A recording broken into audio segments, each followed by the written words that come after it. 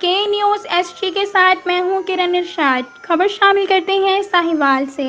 ساہیوال سے ہمارے district bureau chief ارمان سعید کی رپورٹ کے مطابق محرم الحرام کے موقع پر شہریوں کے تحفظ اور امن و ایمان کی فضا برقرار رکھنے کے لیے پولیس کا فلیگ مارچ۔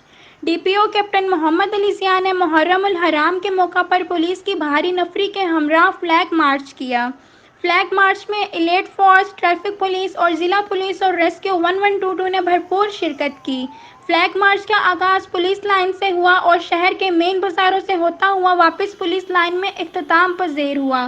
فلیگ مارچ کا مقصد دستیاب وسائل کی ریہرسل اور سیکیورٹی انتظامات کی چیکنگ کے ساتھ ساتھ شہریوں کو تحفظ کا احساس دلانا ہے: ڈی پی او کیپٹن محمد علی ضیاء۔